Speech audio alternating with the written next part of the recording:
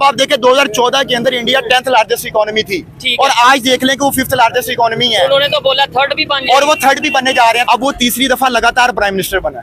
इसकी वजह से पॉलिटिकल स्टेबिलिटी आई है, ठीक है। और इस पॉलिटिकल स्टेबिलिटी की वजह से जो नेशनल उनकी स्टॉक एक्सचेंज है उसमें 20 बिलियन रुपीस जो थे उनकी ट्रांजैक्शन हुई है और ये वर्ल्ड रिकॉर्ड एक दिन में, और ये वर्ल्ड रिकॉर्ड है। अब देखिए हम शोर मचाते थे सबसे ज्यादा कि चाइना हमारा फ्रेंड है और चाइना ने कहा है कि we are ready to work with India, ठीक है। उन्होंने कांग्रेचुलेट किया, नेतन्याहू ने कांग्रेचुलेट किया, बधाई हो कहा उन्होंने। तो आप देखें कि चाइना, जो कि हम समझते हैं कि हम चाली अभी तक चाइना की बेस पे रहे हैं, अगर चाइना उनके साथ काम करने को तैयार है तो हम क्यों नहीं कर सकते। 76 साल से हमारे नेबर के साथ ताल्लुकात क्यों नहीं बेहतर हो रहे? इंडिया से क्यों हम दुश्मन कही जाते हैं, ताल्लुक नहीं बेहतर? वो तो मजहबी बात ले आते हैं ना, मजहब को बीच में ले आते हैं, ये बात है। मजहब को बीच में कौन लाता है? ये इंडिया वाले। अच्छा, सियासतदान नहीं लाते। एक और डिफरेंस है जो पाकिस्तान और इंडिया का। पाकिस्तान उनकी कॉपी क्यों नहीं करता? जैसे इंडिया में उन्होंने आईटी में बहुत ज्यादा आगे गया है और गूगल का सीईओ वो आपको पता है इंडिया का है। अब ये सिर्फ उस चीज के पीछे पड़ गया कि इंडिया 4 पे चला गया। अब वो देखें उनकी जो एक कंपनी है ना, उसका जो रेवेन्यू है, आई थिंक सो टाटा है, उसका जो रेवेन्यू है पूरे पाकिस्तान के रेवेन्यू के बराबर है। अब वो चांद पे जाने की कोशिश यही है पाकिस्तान कर रहे हैं। पहले तो अपने मुल्क का कर्जा देख लो आप। हमारे लीडर्स का ये मानना है कि जो पाकिस्तान जिंदाबाद और इंडिया मुर्दाबाद कहेगा वही सच्चा पाकिस्तानी है। जी तो दोस्तों, मैं हूं सुहेब चौधरी और आप देख रहे हैं मेरा और आपका YouTube channel real entertainment TV. मेरे साथ दिलशाद भाई मौजूद हैं। बहुत से लोग कल परसों 2 दिन पहले जो हमने दिलशाद भाई के साथ वीडियो की और उस वीडियो के दौरान जो एक इशू क्रिएट हुआ उसके नीचे बहुत से लोगों ने कमेंट किया कि भाई दिलशाद भाई की खैरियत पूछें, फिर से उनके साथ बात की जाए। आज दिलशाद भाई से बात करेंगे। इंडिया में जो इलेक्शन हुआ है उस हवाले से, नरेंद्र मोदी तीसरी बार प्राइम मिनिस्टर बने हैं, उसके ऊपर बात करेंगे कि क्या फायदा होने वाला है इंडिया को, इस टाइम इंटरनेशनल पोजीशन क्या होगी, इसके ऊपर भी बात करेंगे। अस्सलाम वालेकुम दिलशाद भाई। वालेकुम सलाम। कैसे हैं दिलशाद भाई? अल्हम्दुलिल्लाह। दिलशाद भाई, सबसे पहले तो ये कहना चाहूंगा, देखने वालों ने आपको बहुत प्यार किया, नीचे बहुत आपके बारे में बड़े कमेंट किए कि ये सच्चा पाकिस्तानी है, पाकिस्तान से प्यार करने वाला है, इसलिए ये इतना दर्द रखता है। लेकिन मैं आपको पहले भी 10 बार बोल चुका था, मतलब ऑफ दी कैमरा भी, वीडियो में भी कई दफा कह चुका था कि यार इस तरीके से इतना दलेरी से बात करेंगे तो सुनने वाले कुछ ऐसे होते हैं जिन्हें गुस्सा आ जाएगा। लास्ट टाइम वो वीडियो में हुआ क्या था, मतलब वो जो समझ लें कि एक हंगामा सा क्रिएट हो गया था, एक बड़ा अजीब सा माहौल बना था। सबसे पहले तो उन लोगों का शुक्रिया जिन्होंने हमें सपोर्ट किया, और उसके बाद जो पिछला बात जहाँ पे आपने की दिलेरी से बात करने की, तो जब तक हम पूरे कॉन्फिडेंस के साथ बात नहीं करेंगे तब तक आम आवाम को समझाना बहुत मुश्किल है। इसलिए मेरी हमेशा कोशिश होती है कि मैं पूरी दिलेरी और पूरी कॉन्फिडेंस के साथ बात करूं। और वो जो भाई वाला मामला हुआ, मेरी हमदर्दियाँ उस भाई के साथ है, क्योंकि उस भाई को जो सिखाया गया, जो उसने बचपन से पढ़ा, जो उसने सिलेबस पढ़ा, पहले तो ये बताएं। जी मैं उसकी तरफ भी आता हूँ। मैं असल में वो चीज हाईलाइट करना चाहता हूँ कि वो क्यों ऐसे बोल रहे थे भाई। वो इसलिए बोल रहे थे क्योंकि जो हमें सिलेबस पढ़ाया गया, जो मेन स्ट्रीम मीडिया ने हमें सिखाया, जो हमारे लीडर्स ने हमें सिखाया, हमारे लीडर्स का ये मानना है कि जो पाकिस्तान जिंदाबाद और इंडिया मुर्दाबाद कहेगा वही सच्चा पाकिस्तानी है। और हमारे ये बच्चों को ये बात रटवाई गई। और उस दिन जो भाई बात कर रहे थे उनके पास दलील नहीं थी, वो सिर्फ 3 बातें कर रहे थे। वो कह रहे थे कि एक तो आप इंडिया मुर्दाबाद कहें, तो जो इधर इंडियन व्यूवर्स है ज्यादातर, उनसे मैं पूछता हूँ क्या आप कहेंगे पाकिस्तान मुर्दाबाद? या किसी भी कौम को बिला वजह कोई आगे कहे कि अगर आपको इंडिया से मोहब्बत है तो पाकिस्तान मुर्दाबाद कहे, तो आप क्या कह देंगे? ये नीचे कमेंट में जरूर बताएं। क्या ये किसी मुल्क से मोहब्बत की दलील ये है कि आप किसी दूसरी कौम को रौंदना शुरू कर दें और दूसरी कौम को दहशतगर्द करार देना शुरू कर दें? और वो दूसरी बात कर रहे थे कि हम एंटी पाकिस्तानी कंटेंट दे रहे हैं, तो उन भाई से बड़े प्यार और मोहब्बत से पूछा गया कि आप वो लाइन बताएं जो कि एंटी पाकिस्तानी है।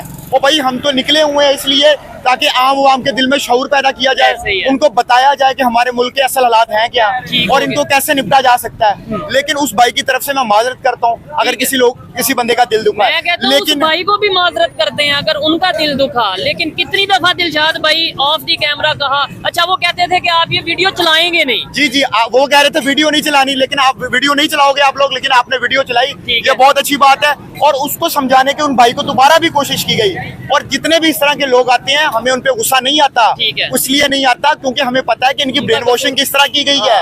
उनका कोई कसूर नहीं है ठीक हो गया। हमेशा। और दूसरे नंबर पे इसकी मिसाल मैं यूं देता हूँ कि अगर डॉक्टर के पास कोई मरीज आता है और वो करा रहा होता है तो वो उस पर परेशान नहीं होता, उसको पता होता है कि इसको दर्द हो रही है। ठीक हो गया। अभी मैं एग्जांपल ये भी दूंगा, अभी कल की खबर है कि कराची में एक यूट्यूबर बताया जा रहा है, कोई टिकटॉकर कह रहा है, उसे सिर्फ इस बात पे मतलब यह है कि वो किसी मार्केट में वीडियो रिकॉर्ड करने गया, कोई मैच के हवाले से, इंडिया पाकिस्तान के मैच के हवाले से कोई ओपिनियन ले रहा था, तो वहां मार्केट के गार्ड ने तल्ख कलामी पे उसे फायर कर दिया, मतलब उसे मार दिया। तो ये कितनी परेशानी वाली बात है कि अगर ऐसी सिचुएशन होगी, ऐसी सिचुएशन में हम फ्रीडम ऑफ स्पीच क्या सोच भी सकेंगे कोई बात करना। और दूसरे नंबर पे वो भाई को कहना चाहूंगा कि भाई फिर से आप अगर हमारे प्रोग्राम पे आना चाहें, आपको कोई इश्यू हो, आपको कोई भी मतलब मिसअंडरस्टैंडिंग हो, हम वो क्लियर करने के लिए तैयार हैं।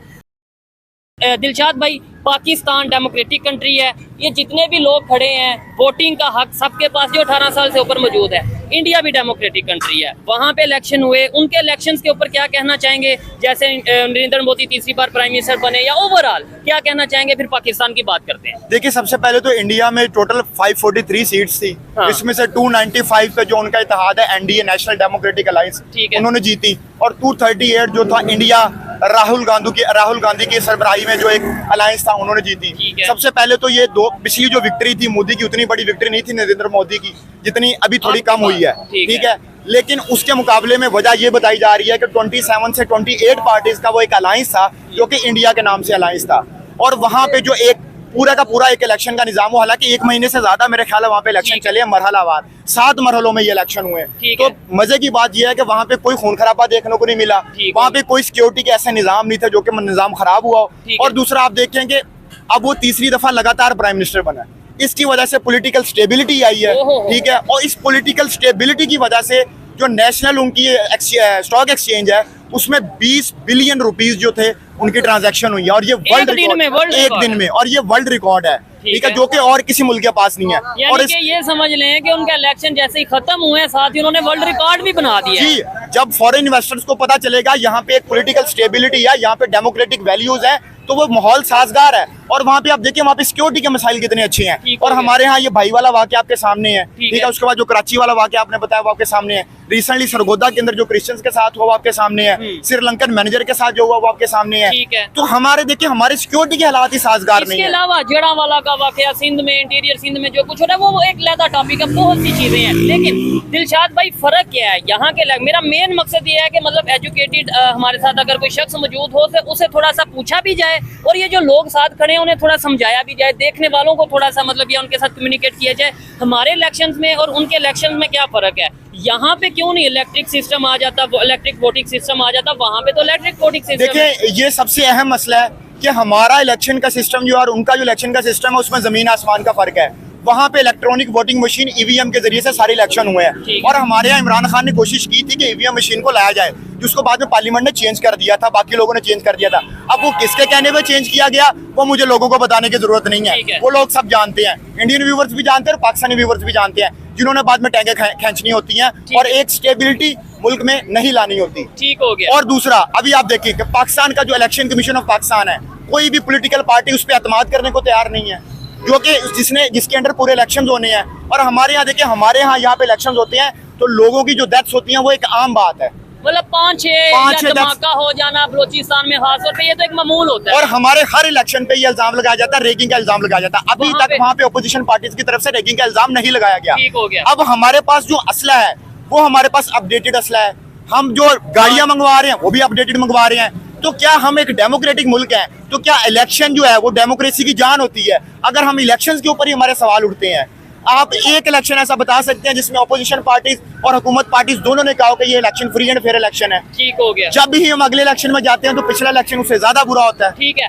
अच्छा, मैं इस बात से 100% एग्री करता हूँ कि वैसे मतलब हम गाड़ियाँ पाकिस्तान में जदीद से जदीद जापान से हम इंपोर्ट करते हैं, या चाइना से, या कहीं से भी इलेक्ट्रिक कार्स या सब कुछ मौजूद है पाकिस्तान में, वेपन जदीद से जदीद हम ला सकते हैं। तो वोटिंग सिस्टम को बेहतर करने के लिए इलेक्ट्रिक मशीन, वोटिंग मशीन क्यों नहीं ला सकते? मतलब ये बड़ी बात तो नहीं है, खुद नहीं बना सकते, इंपोर्ट कर लें, सिस्टम ले आए, क्या वजह क्यों? और ये सिस्टम तैयार हो चुका था। इसकी बुनियादी रीजन ये है कि जो स्टेक होल्डर्स हैं जिन्होंने इस मुल्क को टेक ओवर करना होता है। और मैं वो बात दबे अल्फाजों में करूंगा, खुले अल्फाजों में नहीं करूंगा, क्योंकि लास्ट टाइम आपने देखा था कि गद्दारी का फतवा यहाँ पे लगता बहुत आसान तरीके से है। बड़े ये तो बहुत मैं बड़े आसान कहता हूँ तरीके ये से। तो सिर्फ गद्दारी का फतवा लगा है। अगर थोड़ी सी इधर उधर की कोई और बात बढ़ जाती तो आप पे तुहीने मजहब, तुहीने पता नहीं क्या क्या का वो फतवा किसी पे भी लग जी, जाता। और ये आवाम को भी पता चल गया होगा कि कैमरे के सामने हमारे ऊपर गद्दारी का टैग लगता है, और इसके बाद जो लगता है वो तो एक अलग बात है। ठीक हो गया। अब आवाम को भी समझ आ चुकी होगी कि बात अगर हम बहुत ओपनली बात करते हैं तो बहुत बड़ा रिस्क लेके ये बात की जाती ठीक हो है। गया। अच्छा मुझे बताइए, इतनी बड़ी तादाद में पब्लिक यहाँ पे मौजूद है,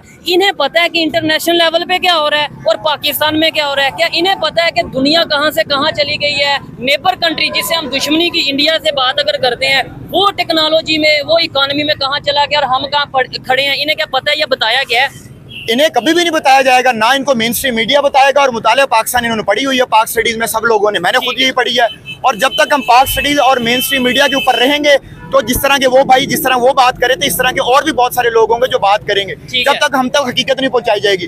अब आप देखें 2014 के अंदर इंडिया 10th लार्जेस्ट इकोनॉमी थी, और आज देख लें कि वो 5th लार्जेस्ट इकोनॉमी है। उन्होंने तो बोला थर्ड भी बन और वो थर्ड भी बनने जा रहे हैं। तो अब आप देखेंगे पाकिस्तान किस जगह पे खड़ा हुआ है। पाकिस्तान के पास सरकारी मुलाजमिन को तनख्वाहें देने के लिए पैसे नहीं है, वो हम IMF से मांग के पैसे देते हैं। हमारे यहाँ पेट्रोल और बिजली और महंगाई रोजाना बढ़ती जा रही है, बेरोजगारी रोजाना बढ़ती जा रही है। और हमारे यहाँ एक भी ऐसा प्राइम मिनिस्टर है जिसने 5 साल पूरे किए हैं। ठीक हो गया। और उधर एक प्राइम मिनिस्टर थर्ड टाइम अपनी बारी पूरी कर रहा है। इधर जो पब्लिक खड़ी है उनसे ही पूछ लेते हैं भाईजान, सिर्फ इतना बता दें, जो पाकिस्तान में इलेक्शन होते हैं क्या वो बिल्कुल अच्छे, शफाफ, फ्री एंड फेयर इलेक्शन होते हैं? बिल्कुल शफाफ नहीं होते। आप बताइएगा, जो इलेक्शन होते हैं फ्री एंड फेयर होते हैं, बिल्कुल जिसका जो हक है उसे मिलता है? नहीं, वो नहीं मिलता। ठीक हो गया। और आप क्या कहना चाहेंगे, जो इलेक्शन होते हैं सही होते हैं? बिल्कुल भी नहीं सही होता। ठीक है। पाकिस्तान आगे है या इंडिया आगे है? इस टाइम जो पाकिस्तान का कोई हालात भी नहीं है, क्यों जो जिससे कोई वही अपने रोना रो रहा है। रोना बिल्कुल रो ही हर बड़े गरीब अमीर सब बराबर परेशान नजर आ रहे हैं। परेशान नजर आ रहा है हर बंदे, बिल्कुल ही। दिलशाद भाई देखें, इधर जितनों से भी पूछेंगे सब ने यही बोला। इसका मतलब है यहाँ से हम अंदाजा लगा सकते हैं कि पाकिस्तान में कितनी डेमोक्रेसी है। देखें, जब तक आप डेमोक्रेटिक वैल्यूज को कायम नहीं रखेंगे, आपके अंदर पॉलिटिकल स्टेबिलिटी नहीं होगी। अब देखिए, हम शोर मचाते थे सबसे ज्यादा कि चाइना हमारा फ्रेंड है, और चाइना ने कहा है कि we are ready to work with India. ठीक है, उन्होंने कंग्रेचुलेट किया, नेतन्याहू ने कंग्रेचुलेट किया, बधाई हो कहा उन्होंने। तो आप देखें कि चाइना, जो कि हम समझते हैं कि हम अभी तक चाइना की बेस पे रहे हैं, अगर चाइना उनके साथ काम करने को तैयार है तो हम क्यों नहीं कर सकते? अच्छा मुझे ये बताएं, उधर इलेक्शन हुए और वहाँ पे अब ये 8 तारीख को शायद वो वोट लेंगे और तीसरी बार फिर से प्राइम मिनिस्टर बनेंगे नरेंद्र मोदी। तो क्या पाकिस्तान के प्राइम मिनिस्टर या पाकिस्तान की तरफ से ऑफिशियली कांग्रेचुलेशन बोला जाएगा आपके ख्याल से? नहीं, जब शहबाज शरीफ प्राइम मिनिस्टर बने थे तब उन्होंने बोला था कांग्रेचुलेशंस। ठीक है, तो हमें भी चाहिए कि हमें बोलना चाहिए, कांग्रेचुलेशन बोलना चाहिए, और उनको दावत देनी चाहिए कि हम ट्रेड करें। भाई हमारा एक बॉर्डर है, अगर हम बॉर्डर हटा देंगे तो हम ट्रेड कर सकते हैं। देखिए, अब हमें ट्रेड करने के लिए किधर से किधर जाना पड़ता है। बंदरगाहें इस्तेमाल होती हैं, बंदरगाहों के ऊपर खर्चा होता है, बहरी जहाज के ऊपर लेके जाते हैं उसके ऊपर खर्चा होता है, और यहाँ पे तो हमारा खर्चा होता ही नहीं है। तो हम देखिए, हमने 70-75 साल 76 साल दुश्मन का भी खेल लिया है। तो मेरा ख्याल है कि अब दोस्ती का हाथ बढ़ाना चाहिए और जज्बाती होकर नहीं सोचना चाहिए। देखिए, ऐसे ही है, दुनिया के जितने भी साउथ कोरिया और नॉर्थ कोरिया, उनकी आपस में सुलह हुई है। आप देखिए कि दुनिया में बड़े बड़े यूरोपियन कंट्रीज की सुलह हुई है। अमेरिका और चाइना एक दूसरे के सबसे बड़े दुश्मन है, लेकिन ट्रेड कर रहे हैं। ऐसे ही है। देखिए, आजकल दुनिया ट्रेड के ऊपर चल रही है। जब तक आप पॉलिटिकल स्टेबिलिटी लेके आएंगे, आप उनके साथ ट्रेड करेंगे, आप एशिया के अंदर तरक्की करेंगे। जो चीजें हमारे पास मौजूद नहीं है हम उनको दे सकते हैं, जो उनके पास नहीं वो हम ले सकते हैं। और इसको समझने की कोशिश करें। और जो लोग इसके पीछे स्टेक होल्डर्स हैं, जो कि बॉर्डर्स के ऊपर तनाव बना के रखना देना चाहते हैं, उन लोगों को मेरी ये सलाह है कि इस कौम के ऊपर रहम करें। अदरवाइज देखें, जिस कंट्री ने आगे जाना वो तो जा रहा है, जिन्होंने ट्रेड करनी है वो कर रहे हैं। अब तो इवन वो कहते हैं कि हमें पाकिस्तान से ट्रेड की जरूरत नहीं, वो ये कहते हैं कि हम लेट्स सपोज आप ये बात कर रहे हैं ना कि भाई हमें ट्रेड करनी चाहिए, ये करना चाहिए। मैं गारंटी से कहता हूँ नीचे बहुत से कमेंट आएंगे कि भाई हमने नहीं करनी, क्योंकि वो कहीं ना कहीं नाराज नजर आते हैं कि जब भी हमने पहल की, हाथ बढ़ाया, हमारा कुछ ना कुछ है, कभी बम्बई अटैक, कभी कुछ, इसके ऊपर भी तो कोई वर्क करने। देखें, जब भी आप एक चीज नोट करें, जब भी हम करीब आने लगते हैं तभी कोई ना कोई ऐसा इंसिडेंट हो जाता है। जैसे मनमोहन सिंह और परवेज मुशर्रफ के दरमियान एक मामला तय पाया था, उसके बाद मुंबई अटैक्स हो गए। तो सवाल ये मैं छोड़ के जा रहा हूँ कि वो मुंबई अटैक्स उसी टाइम पे क्यों हुए, और वो किस पे इल्जाम लगाया गया, वो भी सारी दुनिया जानती है। मैं उन लोगों को कहता हूँ कि भाई आप लोगों के बच्चों ने बाहर क्या रहना है, हमारे बच्चों ने यहाँ पे रहना है। ये हमारी सारी जनरेशन, इन्होंने यहाँ पे रहना है। इस मुल्क पे रहम खाएं और यहाँ पे पॉलिटिकल स्टेबिलिटी आने दे। क्या इनमें से जितने भी लोग खड़े हैं, इनमें से आप किसी से पूछें क्या हमारा प्राइम मिनिस्टर 5 साल टर्नओवर पूरा करेगा? पाकिस्तान के जो इस टाइम मौजूदा प्राइम मिनिस्टर है उसका नाम क्या है? शहबाज शरीफ। वो क्या आपको लगता है कि 5 साल अपने पूरे करेंगे? नहीं। ये अब आप बच्चे हैं, मतलब ये बात कर रहे हैं। आपको पाकिस्तान के मौजूदा प्राइम मिनिस्टर का नाम क्या है? शहबाज शरीफ, नवाज शरीफ नहीं। तो वो अपना वक्त पूरा कर पाएंगे? क्या वजह है, क्यों नहीं वक्त पूरा कर पाएंगे आपके ख्याल से? क्या वजह? ये जब से ऐसे ही चल रहा है। अच्छा, जब से मतलब पाकिस्तान बना ऐसे ही चल रहा है? ऐसे ही चल रहा है, ठीक हो कोई भी गया। 5 साल पूरे नहीं कर रहा। ठीक है दिलशाद भाई, हर सर आप क्या कहना चाहेंगे? ये इसलिए 5 साल पूरे नहीं होते कि आपस में इनकी लड़ाइयाँ अपनी सीटों पे खींचा खिंचाई खत्म ही नहीं होती, तो ठीक 5 हो साल गया। कैसे पूरे नहीं तो ये करेंगे? नेबर कंट्री में देखें, उधर भी पॉलिटिशियन है, उधर भी बड़ी बड़ी आबादी है, उधर कैसे वो 5 साल पूरा, इंडिया में कैसे कर जाते हैं? वो आपस में ऐसे खींचातानी नहीं करते, उनमें इत्तेफाक है। ठीक है। उनकी आवाम उनके साथ है, आवाम तो हम भी उनके साथ है, लेकिन ये आवाम के लिए कुछ करते नहीं, ये अपनी जेबें भरते हैं, अपना लूट मार करते हैं, अपनी सीटें देखते हैं। 76 साल से हमारे नेबर के साथ ताल्लुकात क्यों नहीं बेहतर हो रहे? इंडिया से क्यों हम दुश्मन कही जाते हैं, ताल्लुक नहीं बेहतर लेकिन कर? वो तो मजहबी बात ले आते हैं ना, मजहब अच्छा। को बीच में ले आते हैं, ये बात है। मजहब को बीच में कौन लाता है? ये इंडिया वाले अच्छा ठीक है। हाँ सियासतदान ही लाते हैं। ये बताएं हमारे पाकिस्तान के, आप ये बताएं फर्क अगर बताना है तो पाकिस्तान के जो पॉलिटिशियन है उनमें और इंडिया के पॉलिटिशियन में कोई फर्क नहीं है? नहीं, पॉलिटिशियन में फर्क ये है कि ये एक दूसरे की जो है ना बारी टांगे खींचते हैं। टांगे खींचते बारी लगाई है। फाज हम एक जो कोई भी सियासी पार्टी आती है उसको कम से कम 5 साल पूरे करने दें, ये चीज है। तो उसकी फिर पैरामीटर्स आप डिफाइन कर ठीक सकते है, हैं कि पूरी हमें- दुनिया उसके ऊपर भी पाकिस्तान के ऊपर ट्रस्ट करेगी। सब लोग भले हुए हैं, ये अपना पेट पूरा कर रहे थे। अगले और को सोचते दूसरा नहीं जो हैं। मेरा मौकफ है वो बिल्कुल सही है। अब पूरी पाकिस्तान को इस टाइम पता भी है। दिलशाद भाई क्या कहना चाहेंगे? वो सर जो खड़े हैं ना, उन्होंने बोला मजहब की बात इंडिया वाले करते हैं, जबकि मैंने जो ऑब्जर्व किया यहाँ पे भी बड़े ऐसे लोग मौजूद हैं जो ये कहते हैं हिंदू हैं, हम नॉन मुस्लिम से ट्रेड नहीं करेंगे, हम नॉन मुस्लिम के साथ ऐसा नहीं करेंगे, वैसा नहीं करेंगे। ये मेरी बात सुने, अगर हम गैर मुस्लिम की चीजें इस्तेमाल नहीं कर रहे तो हम प्रिंटिंग प्रेस क्यों इस्तेमाल कर रहे हैं? ठीक है। हम मोबाइल क्यों इस्तेमाल मैं कर रहे कहता हैं? हूँ ये माइक क्यों ये इस्तेमाल माइक कर क्यों रहे हैं? इस्तेमाल हो रहा है? ये कैमरा क्यों इस्तेमाल हो रहा है? अगर आपने गैरत खानी है, मैं बड़े तल्ख जुमले मेरा थोड़ा सा आपसे इंतजार है। हाँ। फॉर एग्जाम्पल जहाँ पे हमारी मजबूरी है वो चीजें हमें इस्तेमाल करनी चाहिए। ठीक है। लेकिन जब जैसे कि इसराइली चीजों का बाइकाट करना चाहिए ठीक है। तो हमें करना चाहिए। फॉर एग्जाम्पल आप वो भी यही कह रहे हैं ना कि हर चीज को बाइकाट जी, करो, मैं- ऐसा तो ना करोगे शोएब भाई आप। मुझे मौका नहीं, दीजिए। जहाँ पे मजबूरी है वो चीजें यूज करें। अब फॉर एग्जाम्पल मेडिसिन की कंपनी वो पाकिस्तानी मेडिसिन हैं हाँ। वो यूज करें। ठीक है। फॉर एग्जाम्पल जो उनका जो है नेस्ले है, ठीक है, या जो भी कंपनी है नाम अच्छा, ले लेते हैं। अच्छा। चले ETC मैं कर रहा हूँ, पाकिस्तानी कंपनी है ना, आप अपने लोकल जो इकोनॉमी है उसको प्रमोट करें। मैं अगर आपसे ये पूछूं, आपका कहने का मतलब ये है कि जो चीजें हमारे पास नहीं है वो हाँ जी, उनकी हाँ जी, यूज वो- कर लें। वो उनकी यूज कर लें। मैं कहता हूँ ये तो फिर मुनाफिकत नहीं होगी। ये तो लेट्स सपोज अगर मैं आपसे कहूँ कि मेरी आपसे दुश्मनी है जी, जी। फॉर एग्जाम्पल, हाँ जी, हाँ और मैं आज के बाद आपसे बिजनेस नहीं करूंगा, जी, जी। और साथ ये भी कहूँ लेकिन जो चीजें मेरे पास नहीं है वो मुझे दे देना, चले इसका ये तो इसका सोल्यूशन क्या है? जी, मेरी मैं- बात सुनो। मैं- मैं आपको- या तो मैं आपको- पाकिस्तान इस काबिल हो ना, हाँ, मैं ये आपको बात मैं है। आपको इसका सोल्यूशन या तो पाकिस्तान इस देखें, बात है। अब ये एक दो बड़े ब्रांड है खानों के। हाँ जी। अब उसमें देखिए कि वर्कर्स कौन काम कर रहे हैं, पाकिस्तानी वर्कर्स काम कर रहे पाकिस्तानी का हैं। है। तो अगर हम उनको ही बंद कर देंगे तो किनका चूल्हा बंद हो जाएगा? ठीक है। तो मुझे जैसे- बताएं, अच्छा, उनको फर्क पड़ेगा? अच्छा, हमारे पाकिस्तानी भी है ना काफी फूड ब्रांड है, जैसे ठीक है। गोरमे है, आप उनको में नहीं, अगर जो ऑलरेडी वहाँ पे काम कर रहे हैं, नहीं वो एक अलग डिबेट है। मैं ठीक है। कहता हूँ अगर अच्छा। मैं ये नहीं कहता बाइकआउट करना चाहिए या नहीं, मैं कहता हूँ करना है। मेरे ख्याल में करना चाहिए। हाँ, अब नहीं, मैं वही आपको कह रहा हूँ। आपको उस लेवल नहीं, की नहीं, उस आप लेवल उनकी का इकोनॉमी ब्रांड को, आपको सपोर्ट उस करेंगे। लेवल का ब्रांड देना पड़ेगा। नहीं, हाँ बिल्कुल, मैं बिल्कुल, ये कह रहा हूँ definitely। करना है करें, इसका लेकिन मैंने- हर चीज को करें और मैंने- हर चीज पाकिस्तान की बनाए। मैंने स्टार्ट में यही बात की है कि जहाँ पे हमारी मजबूरी है, हमारे पास अल्टरनेटिव नहीं है, ठीक है। वहाँ पे हम उनको यूज कर सकते हैं। ठीक है। अदरवाइज हमारे पास अगर अल्टरनेटिव है तो हमें फिर उनकी तरफ जाना चाहिए, अच्छा, पाकिस्तान की तरफ। ठीक है, डेफिनेटली मैं तो सबसे पहले कहता हूँ मेड इन पाकिस्तान को हाँ जी, हाँ प्रमोट जी। करना चाहिए, हम- मेड इन पाकिस्तान को अब आगे लाना देखें- चाहिए, लेकिन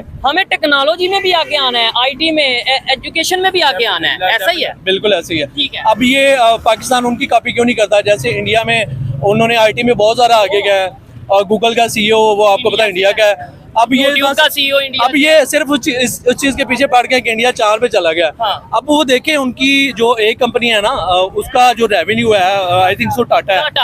हाँ, उसका जो रेवेन्यू है पूरे पाकिस्तान के रेवेन्यू के बराबर है। ओहो। अब वो चांद पे जाने की कोशिश यही है, पाकिस्तान कर रहे हैं। पहले तो अपने मुल्क का कर्जा देख लो आप लोग। ये बात मतलब देखें, ये बात भाई की 100 है ऊपर और आप जा रहे हो चांद नहीं, पे। नहीं नहीं नहीं, मुकाबला हमने अगर करना है तो हम इसमें करें ना, वो दुनिया की 5वीं बड़ी इकॉनमी बने, हम भी 5वीं बन के दिखाएं, इस चीज में करें। अब एक मैं आपके प्लेटफॉर्म से एक रिक्वेस्ट करना चाह रहा हूँ जैसे जॉब है मोस्टली यहाँ पे। ठीक है, इधर ये बहुत से लोग हैं जो जॉब के लिए जो मोस्टली इधर जॉब करते हैं। अब ये बजट आ रहा है, अब ये अगर हुकूमत चाहे तो बजट में थोड़ा सा रिलीफ दे सकती है। रिलीफ दे दे, ठीक है। होना चाहिए ये भैया से। ऐसे ही है, होना चाहिए दिलशाद, होना चाहिए बिल्कुल होना तो आप अपने प्लेटफॉर्म से ये हमारा एक बिल्कुल। पॉइंट हम तो सोशल इश्यूज पे बात करते हैं। दिलशाद भाई टॉपिक पे आते हैं। पूरी दुनिया ने मतलब कंग्रेचुलेशन जैसे बहुत से कंट्रीज ने बोला है।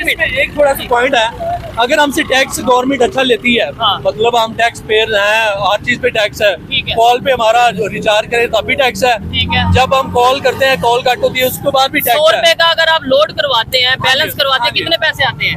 तकरीबन 88 आते हैं मेरा 88। 12 रुपए उधर से क्या है, जब कॉल करते हैं उसमें भी टैक्स है। ठीक हो गया। जब हम अपना बैलेंस चेक करते हैं ना तो तब भी टैक्स है, 0 पॉइंट मेरा ख्याल समथिंग है टैक्स है। आप लोग जहाँ से देख रहे हैं, जिस कंट्री से भी देख रहे हैं, जिस एरिया से भी देख रहे हैं, जब आप अपने मोबाइल फोन में 100 रुपए का रिचार्ज करवाते हैं, बैलेंस करवाते हैं, तो आपको कितने पैसे मिलते हैं और कितने कटते हैं वो जरूर बताइएगा। अच्छा, एक चीज़ और और। 1 मिनट की कॉल आपको कितने रुपए, लोकल कॉल मतलब पाकिस्तान टू पाकिस्तान जैसे होता है वैसे इंडिया टू इंडिया कितने की पड़ती है वो बताइएगा। चीज ये है, बट 30 रुपए एडवांस लेते हैं ना, हाँ। तो उसके ऊपर 11 रुपए टैक्स है। टैक्स हो जाता अब है। ये कितना बनती है, मेरा ख्याल है 40% टैक्स। 40%। अच्छा दिलशाद भाई मुझे ये बताइएगा, जैसे पूरी दुनिया के मेजर कंट्रीज, जैसे अगर हम बात करें अच्छा, चाइना की, government- 1 मिनट मुझे मौका दें।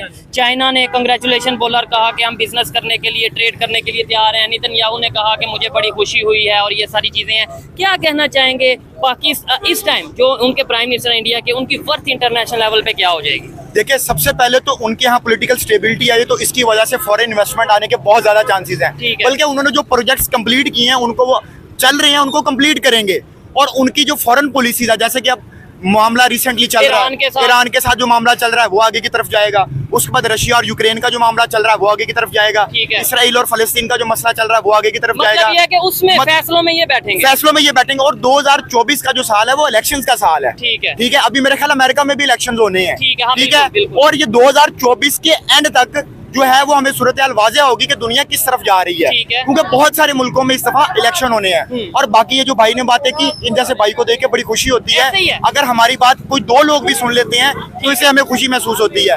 और बाकी अगर हमने मुकाबला करना, अगर हम मजहब की बुनियाद पे बात कर रहे हैं, तो मजहब तो हमारा कहीं भी नहीं कहता कि इससे ट्रेड ना करो, इससे ना करो, इससे ना करो। ठीक है। मजहब तो हमारा ये कहता है कि अगर किसी ने एक इंसान को कत्ल किया, उसने पूरी इंसानियत को कत्ल ये किया। चीज़। लेकिन हमें ये बात बताई नहीं जाती, हमें ये बात सिखाई नहीं जाती। हमें तो ये कहा जाता है कि जो हल्का सा किसी के साथ जाती है ना, जाती दुश्मनी है, उसको गुस्ताख कह के कत्ल कर दो, ऐसे किसी ही को है, गद्दार उसपे कह के कत्ल तुहीन- कर दो। तुहीन या फतवा लगा दो और बात और जो फतवा, इधर जितने लोग खड़े हैं, लोग काफिरों का फतवा लगा देते हैं। मुझे ये लोग काफिर का लफ्जी मानी बता दे क्या है। ठीक हो गया। खैर मैं ये एक मजहबी टॉपिक होता है, मजहबी क्योंकि टॉपिक के इसकी ऊपर वजह थोड़ा- से हमारे पास FATF के मसाइल इतने बढ़ रहे हैं कि हम ब्लैक लिस्ट होने होते बचे हैं ठीक है। इन मसलों की वजह से। इसलिए इन मसलों से हमें बाहर निकलना चाहिए। इंटरनेशनल कंपनीज यहाँ पे आके नहीं इन्वेस्ट करना चाह रही कि भाई यहाँ पे ये चीजें हैं। इवन चाइना जो हमारा आयरन फ्रेंड है, बड़ा क्लोज फ्रेंड है, वो यहाँ पे कह रहा है कि हमें अपनी सिक्योरिटी दें, क्योंकि यहाँ पे इशू ऐसे हैं कि भाई कोई भी किसी के ऊपर अटैक कर देता है। और देखिए, अभी जो रिसेंटली चैंपियन ट्रॉफी आ रही है 2025 की, जो कि पाकिस्तान में होनी है, ठीक है। अल्लाह करे ये खैर खैरियत से पाकिस्तान के अंदर हो जाए